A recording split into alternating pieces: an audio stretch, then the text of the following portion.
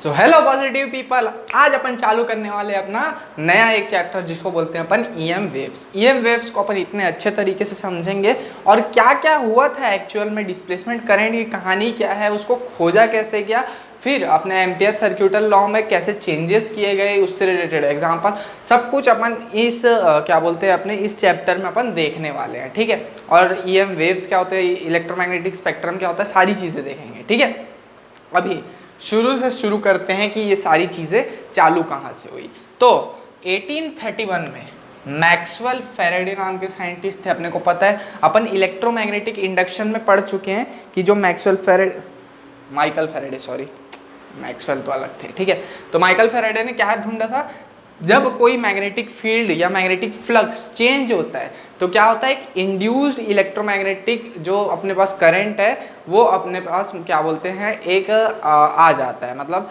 एक induced current आ जाता है। कब? जब अपने पास मैग्नेटिक फ्लक्स चेंज होता है। यानी कि मैं ये बोल सकता हूँ कि चेंजिंग मैग्नेटिक फील्ड जो है वो एक इलेक्ट्रिक फील्ड को प्रोड्यूस कर रहा है। हाँ बिल्कुल, लेकिन क्या इसका उल्टा भी हो सकता है? क्या मैं ऐसा बोल सकता हूँ कि चेंजिंग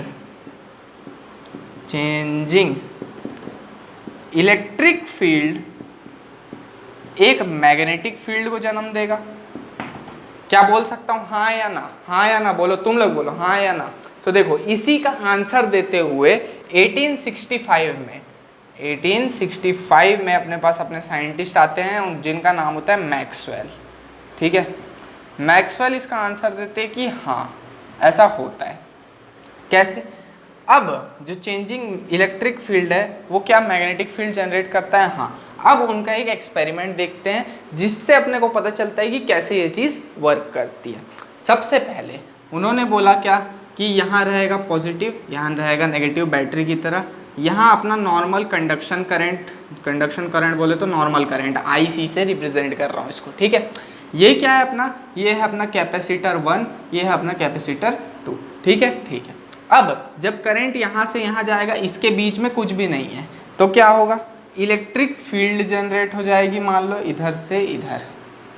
ठीक है, अब मान लेते हैं ये है x, ये वाला जो एरिया है वो है x और ये वाला जो एरिया है वो है y। अब क्या हुआ कि अपने को ये पता है कि जहाँ भी करंट फ्लो होता है वहाँ मैग्नेटिक फील्ड रहता है। हाँ बिल्कुल रहता है, मेरे को तुमको सबको पता है कि अगर किसी वायर में क्या बोलते हैं करंट जा रहा है तो उसके अराउंड सराउंड मैग्नेटिक फील्ड होता है। ठीक है, होता है। लेकिन यहाँ x पे अगर मैं कंपास रखा तो क्या होगा, कंपास डिफ्लेक्ट होगा क्योंकि यहाँ पे मैग्नेटिक फील्ड जनरेट हो रहा है, डिफ्लेक्शन होगा कंपास में। हाँ ठीक है, डिफ्लेक्शन।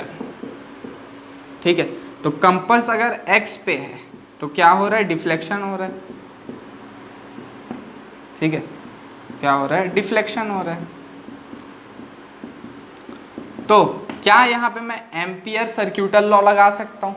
बिल्कुल लगा सकता हूँ। तो x पे लगाऊंगा तो एम्पियर सर्क्यूटल क्या बोलता है, B.dl is equal to mu not into current. Current कितना है यहाँ पे, IC है। ठीक है, अब क्या होता है, मान ले ये y है। अब सब क्या सोचे कि y से तो कोई करंट फ्लो ही नहीं हो रहा है क्योंकि कैपेसिटर्स की बीच की जो जगह है वो तो खाली है। ठीक है, तो यहाँ पे कोई भी करंट फ्लो नहीं हो रहा है। तो यहाँ पे जब एट y पे जब उन लोग एम्पियर सर्क्यूटल लॉ लगाए तो क्या लगा दिए, ये B.dl is equal to mu not into 0 लगा दिए, कोई करंट फ्लो नहीं हो रहा तो ये 0 कर दिए डायरेक्ट। तो यहाँ से मैग्नेटिक फील्ड भी क्या आ गया, 0 आ गया। ये क्या था, अजम्पशन था। ठीक है, ये अजम्पशन है। एक्चुअल में क्या हुआ कि जब मैं y पे एक कंपास रखा, ठीक है, कंपास एट y, तो जब y पे भी कंपास रखा ना तो y पे भी डिफ्लेक्शन दे रहा है मेरा कंपास। मतलब क्या कर रहा है, ऐसे करके हिल रहा है मेरा क्या कंपास। मतलब कंपास हिल रहा है मतलब कि कोई ना कोई मैग्नेटिक फील्ड जनरेट हो रहा होगा। हाँ, और मैग्नेटिक फील्ड कब जनरेट होगा, जब कोई करंट पास करेगा। जैसे इसमें करंट पास कर रहा था तो मैग्नेटिक फील्ड जनरेट हुआ x पे, इसी कारण कंपास हिला। वैसे ही अगर y पे भी कंपास रखा, y पे भी कंपास हिल रहा है, यानी कि यहाँ पे भी कोई करंट डेवलप हो रहा है, यानी कि यहाँ पे करंट की वैल्यू 0 नहीं है। तो यहाँ पे अपना ये जो अजम्पशन है ये रॉन्ग हो गया।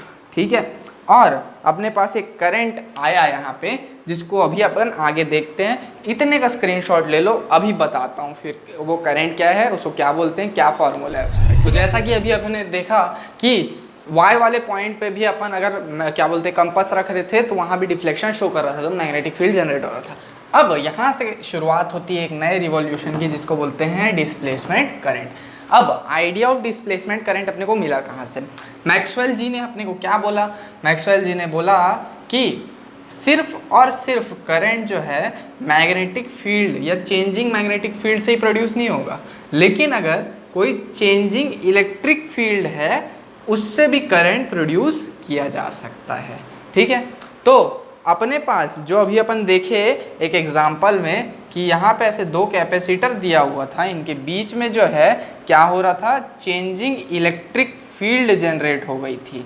ठीक है, और चेंजिंग इलेक्ट्रिक फील्ड यहाँ पे क्या रहेगा, एयर रहेगा या वैक्यूम रहेगा। ठीक है, तो चेंजिंग इलेक्ट्रिक फील्ड के कारण यहाँ पे क्या हो जाता है, एक करंट क्या बोलते हैं अपने पास आ जाता है, जिसको बोलते हैं डिस्प्लेसमेंट करंट ID।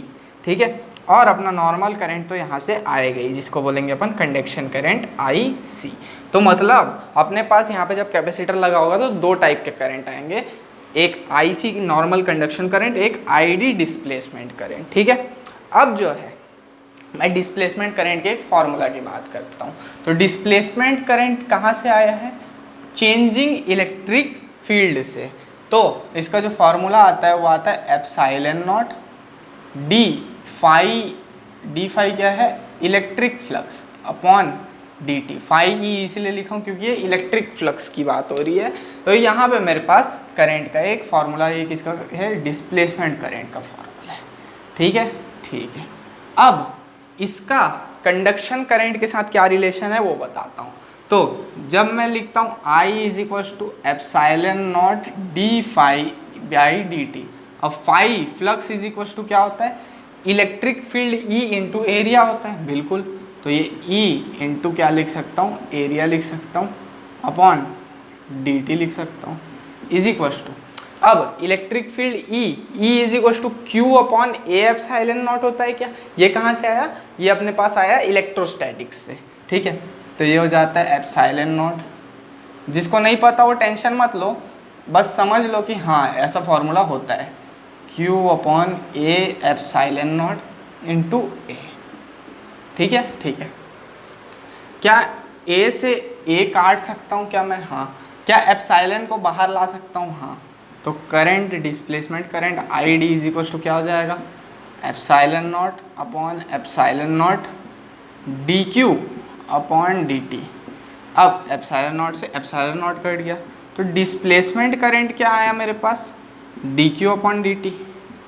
लेकिन एक सेकेंड, डिस्प्लेसमेंट करंट मेरे पास DQ बाई डी टी है, और मेरे पास नॉर्मल कंडक्शन करंट भी क्या होता है, DQ बाई dt होता है मेरे भाई। हाँ, तो क्या कंडक्शन करंट जो है वो डिस्प्लेसमेंट करंट के इक्वल हो गया क्या, या डिस्प्लेसमेंट करंट कंडक्शन करंट के इक्वल हो गया क्या? हाँ, तो यहाँ पे मेरे पास एक रिलेशन आ गया, that is conduction current is equals to displacement current.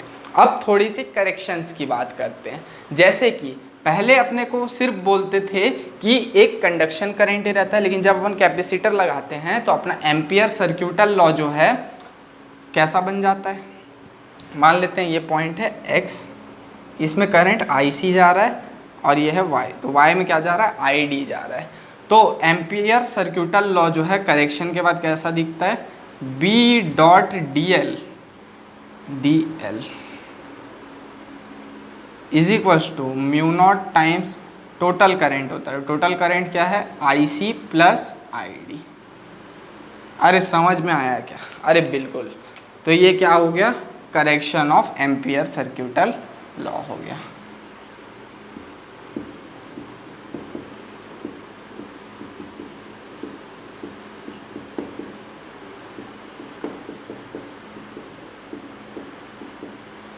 ठीक है, इतना सॉर्टेड है क्या?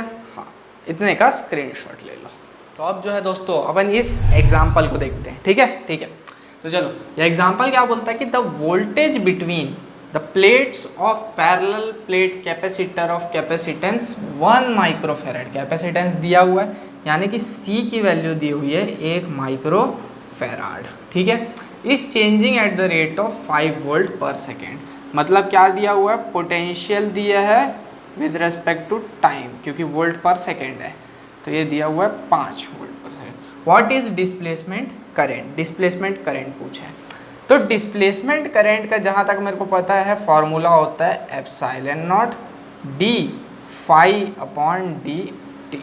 ये होता है क्या, अरे बिल्कुल होता है यार। एप्सिलॉन नॉट को वैसे ही रहने देते हैं। फ्लक्स है इलेक्ट्रिक फ्लक्स, इलेक्ट्रिक फ्लक्स का फॉर्मूला क्या होता है, electric field E into area A हो जाता है अपॉन डी टी, ठीक है, ठीक है। अब डिस्प्लेसमेंट करंट ID है क्या, हाँ, is equal to epsilon not वैसा है। इलेक्ट्रिक फील्ड E को पोटेंशियल के टर्म्स में कैसे लिख सकते हैं अपन, क्या इसको V/D लिख सकते हैं क्या, हाँ लिख सकते हैं। कैसे कैसे कैसे कैसे कैसे, electric field E is equal to potential V upon D होता है। D क्या है, अगर ये दो पैरेलल प्लेट कैपेसिटर है उनके बीच का डिस्टेंस को D बोलते हैं, ठीक है क्या। अगर जिनको पता है अच्छी बात है, नहीं पता उनके लिए ज्ञान की बात ये, ठीक है, ठीक है। अब यहाँ से मैं A और D को बाहर निकाल लेता हूँ क्योंकि वो चेंज नहीं हो रहे हैं टाइम के साथ, अपना पोटेंशियल चेंज हो रहा है। तो ID डिस्प्लेसमेंट करंट जो है वो क्या हो जाएगा, epsilon not A upon D into dV/dt। अब तुम लोग को यहाँ कुछ दिखाई दे रहा है क्या, हाँ दिखाई तो दे रहा है। ये A epsilon not upon D क्या मेरा कैपेसिटेंस C है क्या, हाँ, तो यहाँ पे ये जो पूरा टर्म है वो कैपेसिटेंस C है। तो displacement current ID is equal to C into dV/dt हो जाएगा क्या, बिल्कुल। अब C की वैल्यू क्या दी हुई है, C की वैल्यू दी है 1 माइक्रोफेराड, dV/dt की वैल्यू दी है 5, तो ये क्या हो जाएगा 1 माइक्रो है तो 10 का पावर -6 इंटू 5, तो ID क्या हो जाएगा 5 माइक्रो एम्पियर हो जाएगा। क्या इतना सही है क्या, सॉर्टेड है क्या, बिल्कुल। तो डिस्प्लेसमेंट करंट की ये वैल्यू। और अब एक फैक्ट बताना चाहता हूँ कि अगर किसी मैग्नेटिक फील्ड के कारण से एक इलेक्ट्रिक फील्ड जनरेट हुआ तो इलेक्ट्रिक फील्ड का जो डायरेक्शन है वो हमेशा परपेंडिकुलर होगा किसके, मैग्नेटिक फील्ड के। याद रखेंगे हमेशा इसको, ठीक है, बिल्कुल ठीक है। चलो फिर इसी के साथ अपन ये लेक्चर रैप अप करते हैं।